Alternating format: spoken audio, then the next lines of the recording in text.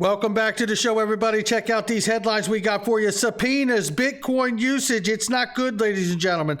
Patent wars in the crypto world. The lawsuits for domination continue. We got John Deaton and the library case update. We got Algo, Russia. They're not going away. Ripple XRP use in 2023. And what is XRP going to be in 2023? I'm going to give you my answer. Somebody roll that beautiful intro.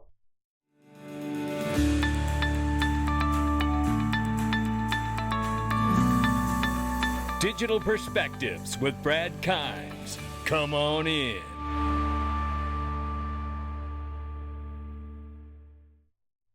Welcome back to the show, everybody. You can follow us on TikTok, YouTube, and Twitter for exclusive content right now. $837 billion market cap for crypto. We're off by 0.5%. Bitcoin, $16,600. Ethereum, just over $1,200. Tether market cap, $66.2 billion, they say. 34 cents for XRP. Let's get into it, ladies and gentlemen. This is where you can get private equity.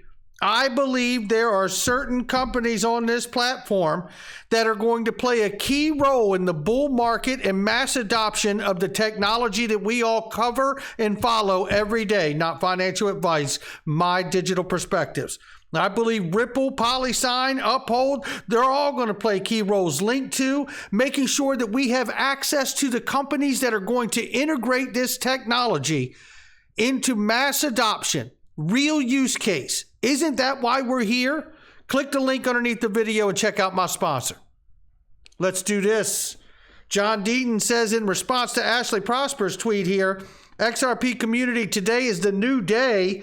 As we've heard Tom Emmer and others, will the House of Representatives begin immediate investigations of the SEC? Will they demand the Hinman emails? The root cause of all of this market confusion. Will they subpoena unwilling SEC officials and hold them in contempt? We shall see. John Deaton says, I hope subpoenas are already prepared. And you know what? And so do I. Because that is really what needs to be happening, ladies and gentlemen. Michael Branch, give him a follow. Happy New Year to him. Over the course of 2022, global Bitcoin mining consumed 161 terawatts of electricity in total. According to the Digiconomist, the tech skeptic platform said this amount of electricity exceeded the annual use of a country such as Sweden. Oh, as the world moves toward a green agenda, I ask you, what comes of it all? And what comes of this? Happy New Year to Reggie Middleton here. Breaking, he says, Veritasium Incorporated and Capital has filed a suit against Circle for use of transferring and minting of USD coin stablecoins, which Veritasium alleges infringes on a multitude of our patents. He lists the numbers right here, just granted one of those.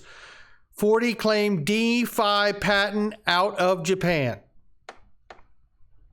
You know, this whole space is a lawsuit soup, right? But this is how we're going to have to get clarity here. You know, people have patents for a reason.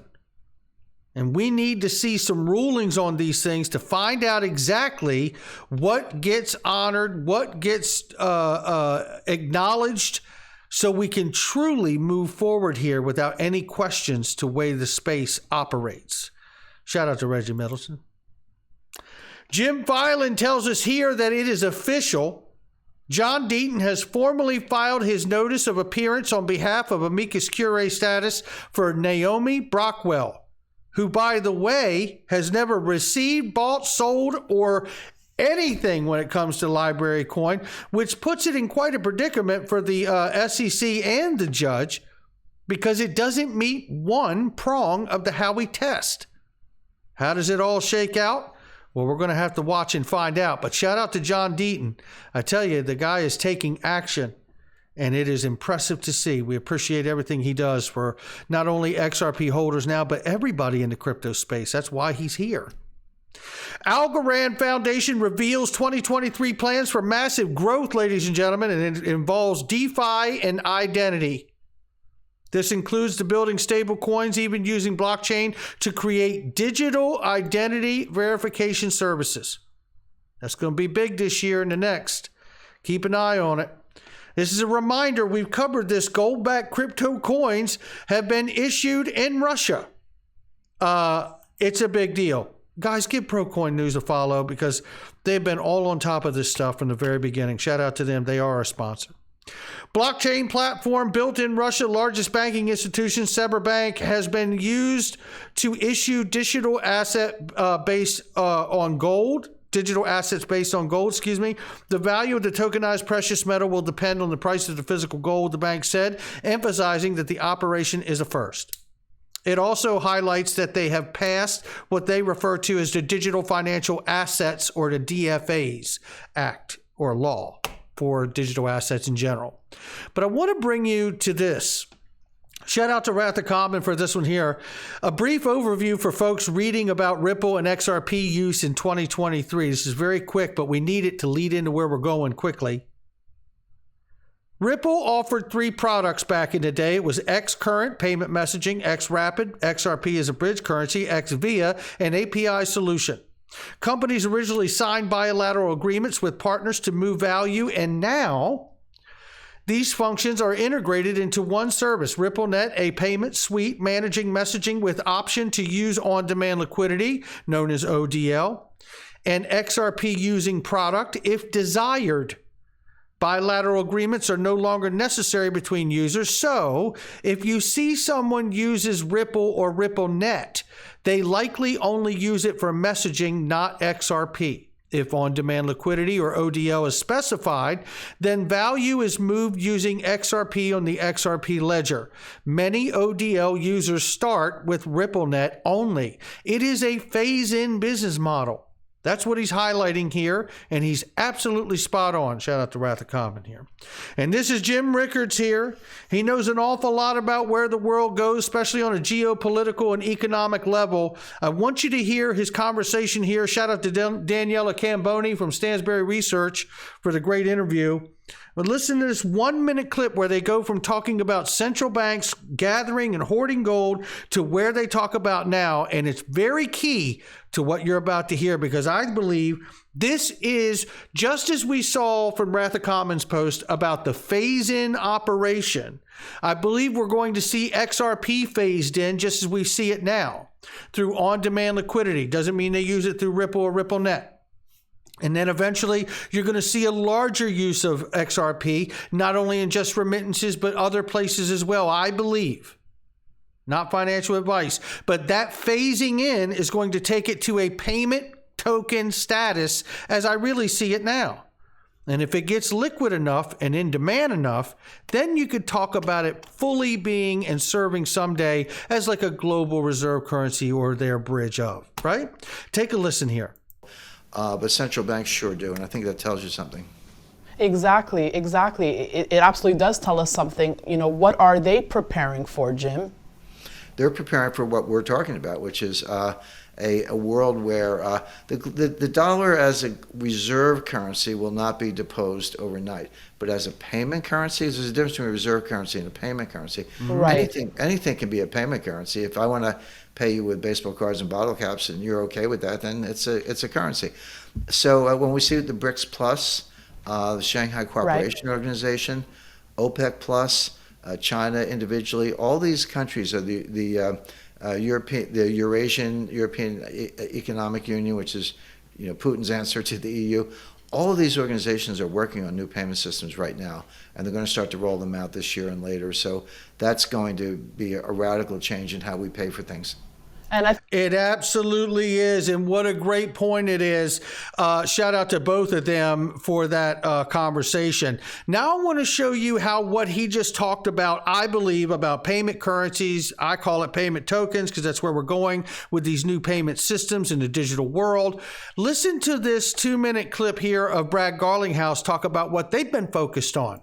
Ultimately, as you know, Ripple is really focused on how do we enable an internet of value? How do we make value move the way information moves today?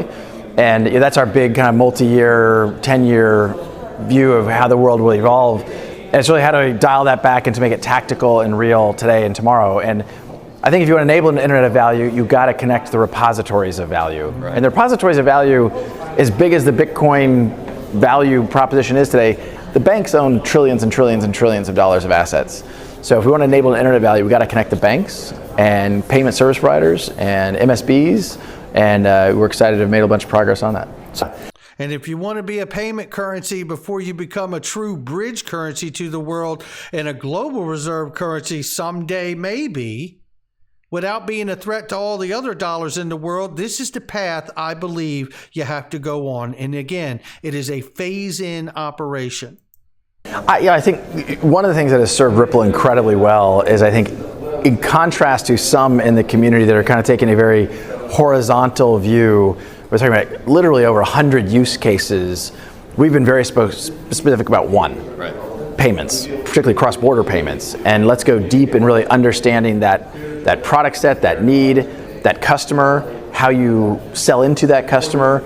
And so I think, as I look at where we are today relative to a year ago, I think that focus and really understanding that segment and that customer and being able to go deep and really solving that problem has served us incredibly well. And it will remain focused on payments. It's obviously a massive industry. The problems we're solving can be measured in the trillions of dollars.